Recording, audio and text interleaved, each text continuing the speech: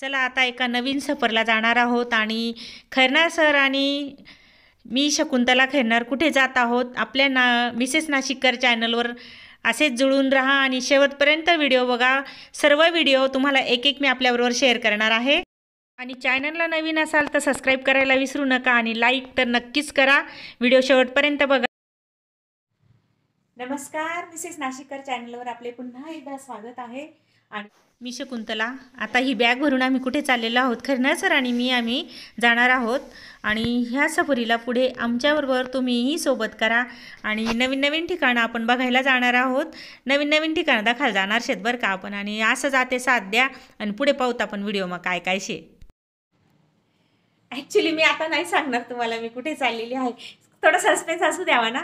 आणि जरा आउटिंगला चाललेलो आहोत आणि कुठे चाललो आहोत ते मी तुम्हाला जेव्हा आम्ही सफर सुरू होईल त्यावेळेस सांगेल आणि भेटूया पुन्हा। अशाच आपले चालूच राहतील आता हे असे व्हिडिओ, छोटे छोटे व्हिडिओ मी आता टाकणार आहे आणि रिटायरमेंट नंतर जवळजवळ 6 महिन्यांनी आम्ही आता निघत आहोत आणि असं ठरलेलं होतं की कुठेतरी एक एक टूर आपण करायचा आणि जर आता स्वतःसाठी पण जगायचं आहे आणि म्हणजे कसं आहे आतापर्यंत सर्व जबाबदाऱ्या चालूच होत्या आणि त्या तर चालूच राहणार आहे, अशाही चालू राहणार आहेत, पण मग त्यातून थोडंसं असं निवांत क्षण काढण्यासाठी आम्ही निघालेलो आहोत आणि कुठे चाललेलो आहोत ते तुम्हाला मी सफरमध्ये सगळं सांगणार आहे, आता सांगणार नाही।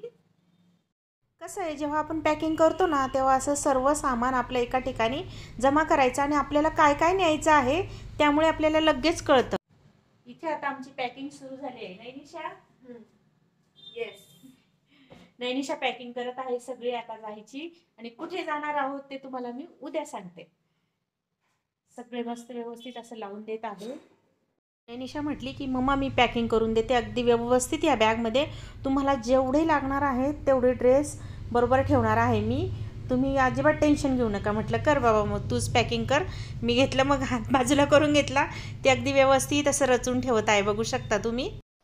म्हणजे कसं सफरला जाताना कसं वेगवेगळ्या किट करायच्या तशा सर्व किट केल्या, म्हणजे ब्रशचं किट वेगळं, मेकअपचं किट वगैरे, कपडे नाईटचे दिवसाचे वगैरे सगळे असे तिने रचून दिले। 3:30 वाजता उठल्यामुळे कसं आवाजाला थोडासा प्रॉब्लेम येत आहे तुम्हाला वाटतच असेल आणि एवढी सवय नाही ना 3 वाजता एवढं उठायचं आणि तेव्हापासून आता आम्ही तयार होत झालेलो आहोत। फायनली आता आम्ही निघालेलो आहोत, पहाटेचे वाजले आहेत 4, आता ड्रायव्हर येईल घ्यायला, 5 मिनिटात आता ड्रायव्हर येईल आणि मग निघू एअरपोर्टला जायला। चला मग आमच्यासोबत। आता सगळ्या बॅगा आता बाहेर आणून ठेवलेल्या आहेत आणि एवढ्या बॅगा आता नेत आहोत सोबत, खूप जास्तीचे दिवस असे जात आहोत आम्ही। हा आमचा गबरू बघा कसा अगदी त्याला काय वाटतंय काय माहिती, हे कुठे चालले काय चालले त्याची अशी गडबड सुरू होऊन जाते। बॅगा बघितल्या ना तो असं गडबडून जातो की आता हे कुठे चालले आहेत, आता कधी येतील, असं त्याचंही मला वाटतं विचार सुरू होत असतील। थंडीचे दिवस आहेत, खूप गारवा आहे, मग त्यामुळे स्वेटर घालून घ्या म्हटली नैनिशा, म्हटलं चला स्वेटर घालूनच घेऊया। गबरूचा गोंधळ आता, ए गबरू चला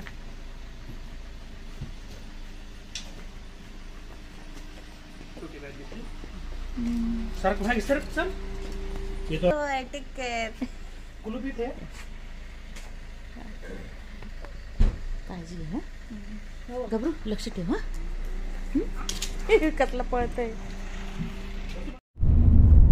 आता आम्ही निघालो आहोत मुंबई एअरपोर्टला आणि तिथून पुढे जाणार आहोत। ते एअरपोर्टला उतरले की मी तुम्हाला लगेच सांगते। खूप नवीन अशा सफरला आणि खूप उत्साह वाटत आहे, अगदी जायचं आहे बघा। आता दिवस उगवलेला आहे, आम्ही मुंबईत आलेलो आहोत आणि मुंबईत भरपूर ट्रॅफिक होती त्यामुळे थोडीशी भीती पण वाटायला लागली होती, फ्लाईटच्या वेळेशी पोचू की नाही आपण, आपल्या असं थोडंसं मनात शंका यायला लागल्या होत्या, परंतु ते ड्रायव्हर दादा खूप चांगले होते, म्हणजे त्यांनी अगदी व्यवस्थित अशी गाडी नेली आणि व्यवस्थित असं पोचवलं आम्हाला अगदी।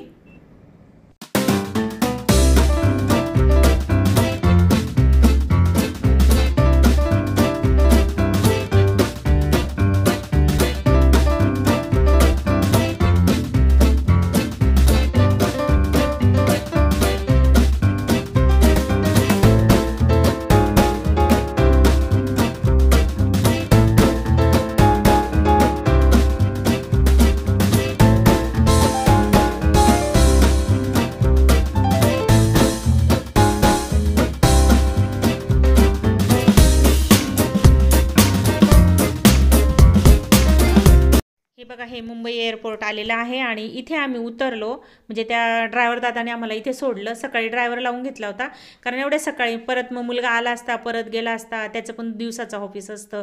आता इथे उतरल्यानंतर मग पुन्हा तिथे मध्ये जायचं असतं. म्हणजे मग भरपूर चेकिंग असतं. त्यामुळे आता जिथपर्यंत आपल्याला जाता येईल तिथपर्यंत सोबत जाऊया. चॅनल आहे.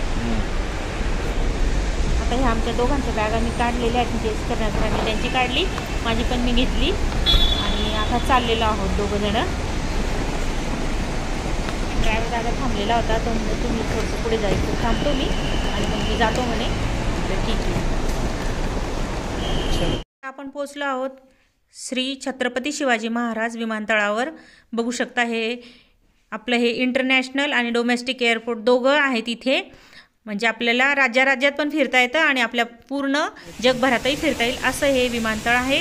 आणि याला नाव दिलेलं आहे आपल्या श्री छत्रपती शिवाजी महाराजांचं. खूप सुंदर असं विमानतळ आहे, बघण्यासारखं आहे. बघू शकता व्हिडिओत मी पूर्णपणे जेवढं कव्हर करता येईल तेवढं केलेलं आहे. आणि आता आपण इथून जात आहोत. चेकिंगच्या ठिकाणी नंबर देतील आणि नंबर दिल्यानंतर तिथून मग आपल्या पुन्हा बॅगा चेक होतील. आपलं पण चेकिंग होतं. आमचा हा दुसरा अनुभव आहे. आम्ही एकदा दुबईलाही जाऊन आलेलो आहोत. आता इथे हे सर्व गेट नंबर आहेत. गेट नंबर मिळाल्यानंतर आपल्याला त्या गेटमधून बरोबर जावं लागतं. आपला नंबर जिथे असेल जायचं आणि आपल्या विमानाची वेळ जी असेल त्या वेळेपर्यंत तिथे बसावं लागतं.